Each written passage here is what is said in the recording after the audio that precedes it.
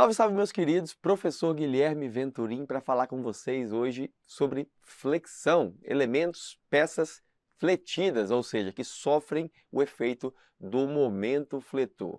Nós vamos ver aqui algumas expressões durante a aula de hoje e que são extremamente importantes para a sua prova. Eu falo sempre quando o assunto é muito complexo para que se tente entender a teoria e as equações, às vezes, ficam em segundo plano por serem assuntos nem tão cobrados assim.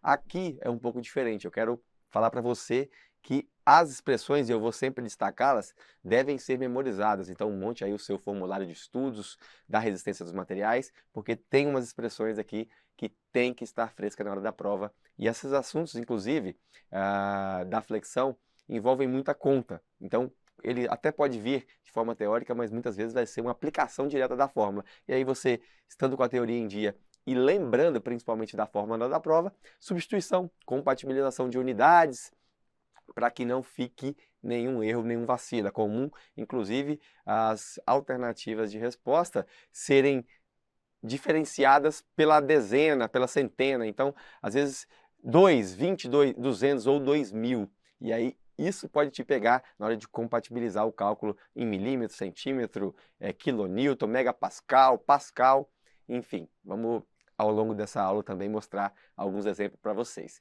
Beleza? Vamos então, flexão na resistência dos materiais. Como eu disse aqui, slide na tela, a flexão ela nada mais é do que uma peça submetida ao efeito do momento fletor, né? Aqui no caso a gente tem momentos fletores de mesma intensidade, mas de sentidos opostos, né? Sinais opostos para mostrar aí o tracionamento do bordo inferior e a compressão do bordo superior naquilo que nós chamamos de convencionamos, né, como momento positivo. Acontece que na flexão pura, nós vamos ver o que significa isso, ou seja, quando existe somente a efeito do momento fletor, e em alguns casos a gente vê que é possível existir somente o efeito do momento fletor, é possível, aliás, essa deformação ocorre de modo que as seções transversais que inicialmente eram planas, e a gente vê aqui, ao deformarem, sofrem uma rotação e permanecem plana, à medida que a barra, então, ela é deformada. Agora, será possível que nós estendamos aí este caso de flexão pura para os demais casos de flexão? É isso que a gente vai ver na aula, né? Estamos falando de flexão pura e, inclusive, quais são os demais casos? Provavelmente você já sabe, mas é sempre bom reforçar. Flexão pura é onde nós estamos aí, ou o elemento está submetido somente a momento fletor. Na flexão simples, nós temos o efeito do momento fletor acompanhado sempre do esforço cortante. A flexão simples, obviamente, ela é mais comum, né? As vigas carregadas, elas têm o efeito da tensão causada pela flexão, pelo momento fletor, mas está sempre presente ali forças cortantes, que gerariam ou geram tensões de cisalhamento. Então, será que a gente consegue estender o caso genérico também para a flexão simples? E principalmente aqui, um outro caso muito comum na prática, na vida real do engenheiro, né, no dimensionamento de elementos, a flexão composta, onde nós temos momento associado a carregamento axial ou esforço axial aqui, representado pela a letra M. A letra N. Esse esforço normal, junto com o momento fletor, pode ou não estar acompanhado da força cortante, mas a essência aqui da flexão composta, flexocompressão ou flexotração, é efeito conjunto momento e carga axial. Lembrando que uma carga axial por si só, desde que ela seja excêntrica, ou seja, não aplicada no centroide da peça, ela causará flexão e compressão axial na peça. Então, as equações que nós vamos mostrar são válidas também para flexocompressão e flexotração, não só para flexão pura, embora a dedução, a essência, tenha sido estudada somente em casos de flexão pura. Vamos ver uma questãozinha aqui da Liquigás da CES Gran Rio. No plano da seção transversal de uma viga sujeita à flexão pura, atuam apenas tensões. Flexão pura não tem cisalhamento, não tem somente normais de tração, não tem somente tensões normais de compressão, e normais de tração e cisalhantes também não, portanto só resta tensões normais de tração e de compressão, gabarito, letra E. E de onde que vêm essas tensões? Essas tensões de tração e compressão decorrem do fato das seções que originalmente eram planas e paralelas sofrerem essa rotação da seção transversal, ou seja, nós sempre acostumamos a pensar no diagrama tensão-deformação como quando eu aplico uma carga há uma deformação, mas a gente pode também pensar o contrário, desde que eu institua uma deformação, que eu obrigue a peça a se deformar, acontece nela o quê? Uma tensão. Então, no momento em que eu falo que as seções elas eram paralelas e sofrem essa rotação, então nós teremos ali, e vamos ver na sequência, pontos de tração e pontos de compressão, em decorrência o quê? Do giro da seção transversal. Então, por isso, e o próprio momento, né, já faz essa questão de tração, momento positivo, tração embaixo, compressão em cima, são as nossas tensões normais. Dando uma olhada agora na próxima questão da Petrobras. Uma placa de sinalização de peso P é fixada a uma coluna de seção transversal retangular através de dois parafusos A e B, conforme ilustrado na figura. Considere a placa como um corpo rígido e a coluna como uma viga plana. O trecho BC da coluna está sujeito a... Então, aqui nós temos o trecho BC da coluna e quer saber ao que tipo de efeito, né? Sob que efeito está esta seção, inclusive aqui, uma seção aqui, digamos que AB. Então a gente pega esse trecho BC e representa mais ou menos da seguinte forma. Com a seção, a força P tem uma excentricidade E, então quando ela é deslocada para o ponto, a seção AB, nós temos a força P acompanhada de um momento, que eu posso chamar de momento aqui, causado pela força P, que nada mais é do que um momento P vezes a excentricidade, vezes essa excentricidade E. Portanto, ao deslocar o esforço, gera-se ali um binário, e um esforço conjunto entre momento fletor e carga axial. Portanto, o gabarito, o trecho BC, está sujeito a uma flexão pura, que seria somente o momento fletor, combinada com carga axial. Seria uma flexocompressão, neste caso, porque nós temos aí compressão da força axial. Portanto, o gabarito, letra D. Ao invés de chamar de flexão pura combinada com carga axial, poderíamos ter chamado somente aqui de flexão o quê? Flexão composta. Perfeito? Bora lá então. Analisando a curvatura da superfície neutra, como eu mostrei para vocês aqui, numa barra em flexão pura, a gente consegue ver, na verdade, ao falar de flexão pura, de superfície neutra, que se há em algum momento da seção transversal tração e em outros momentos compressão, e essa relação é linear, ou seja, a deformação varia linearmente com a distância y ou a distância do centroide da figura, há de se convir que em algum ponto nós teríamos ali tensão nula ou deformação nula, o que ocasionaria tensão também nula. Portanto, este ponto é chamado de superfície neutra.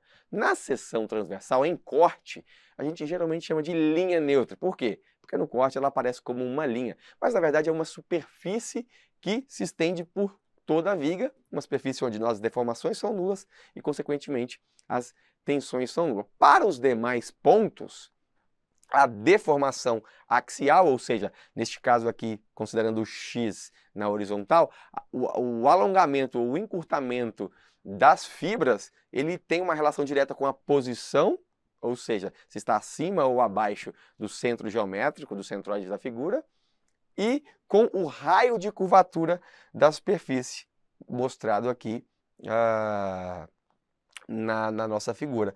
Portanto, essa relação nos dá a curvatura, o raio de curvatura da superfície neutra em relação à posição e à deformação aqui, ou seja, a deformação em relação à posição e o raio de curvatura, que pode ser também entendido como curvatura da superfície, a expressão 1 sobre ρ.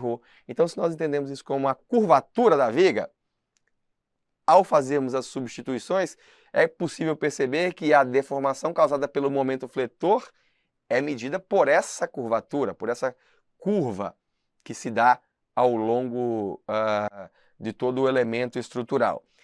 E essa equação ela é importante para você não memorizar, mas aqui neste caso entender que a curvatura da peça, quando fletida, em caso de flexão pura, ela depende de principalmente 3 elementos. O momento fletor, então, é claro que quanto maior a flexão, quanto maior o momento, óbvio que ela vai se curvar mais. A gente está falando de pequenas deformações, pequenos deslocamentos, tá? Sempre as imagens são exageradas, mas pense nisso em pequena escala. Entretanto, não deixa de ser este o comportamento. Isso dividido por EI. E aí, eu já falei para vocês que é a rigidez à flexão, ou seja, quanto ela resiste a se curvar. Então, basicamente, a curvatura é, primeiro, de um lado, contribuindo para a curvatura a intensidade do momento fletor, quanto maior o momento, maior tende a ser a curvatura, e de outro lado, em contraposição, a rigidez da flexão, o produto EI, que leva características geométricas da seção transversal, trazidas pelo momento de inércia, e o modo de elasticidade, trazido pelas características do material. Este produto, rigidez da flexão. Portanto, quanto maior a rigidez da flexão, em qualquer que seja dos seus componentes, tende a haver uma menor rotação, uma menor curvatura. Se há menor curvatura, menor rotação. Menor rotação, menor ou maior deformação. Consequentemente, as tensões também sofrerão impacto. Então, essas expressões é só para que você entenda de onde veio essa expressão que a gente vai mostrar na sequência, que são para o cálculo das tensões normais de tração e de compressão, no caso de flexão pura, e aí que se estende também aos casos de flexão simples e flexão composta. Cuidado para não confundir rigidez à flexão, que é o produto de E vezes I, com módulo de resistência à flexão, que nós vamos ver em outro momento. Pensando nisso, embora na flexão as seções planas continuem planas e se deformem, a gente não falou em momento algum que a seção transversal deforma dentro do seu próprio plano. Então, embora nessa sequência de flexão as seções planas elas continuam planas e rotacionam, quando eu faço agora uma análise da seção transversal em si, em corte, a gente percebe que também há deformação. Por quê? A superfície superior que encolheu pelo princípio de Poisson, e nós já vimos isso,